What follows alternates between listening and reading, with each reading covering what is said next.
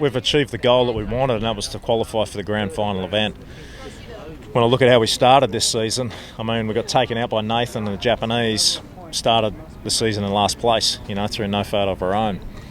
So to fight back from that, broken bones, hitting things, very, very, good sign for a new team.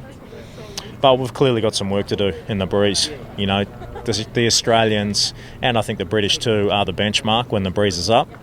We've taken some gains there, but it's not enough, and we know we need to work harder on that. But the beauty of this data sharing is we've got an awesome data set from today. We've got 3 great races, top end conditions, so we'll leave no stone unturned to. And do you have a sense of what that might be, that incremental change? Yeah, well, I think, for instance, in the final race today, we won the start and we're in good shape. The Aussies have the ability to push harder than anyone. Push harder in ride height, push harder in rudder lift, and really be quite locked in. So we just have to look hard at their setup and see, are they doing something different? And we need to train in those sort of conditions. I mean, the majority of the season's been very light air. That's really only been the final day in Cadiz. Bermuda, we didn't get the sail because the Japanese took us out on that windy day. So we've just had very little time training in that stuff. So I think the ability for us to get to San Francisco early and hopefully capitalise on some extra training days will be critical, especially after we've reviewed all this data. And you were saying, can you just explain what you mean by push harder when you're talking about the Australians and the British in terms of ride heights and other things? Yeah, it's really just how high, in these boats, the higher you, let's say, ride in the air, the faster you go. There's just less in the water, but obviously you cross that point, you're going to skip out and crash.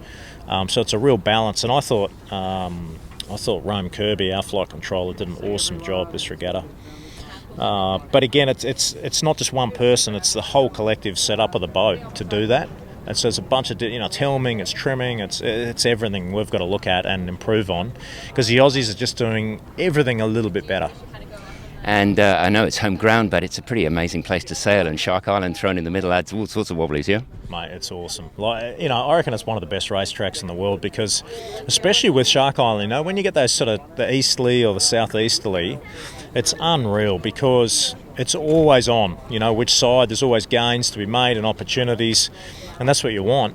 And not only that, I mean, to have the spectators there in the middle, that's where my family were. It was the best spot to be.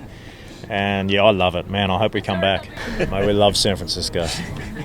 But Tommy's not bad in San Francisco either. And what will the conditions be like?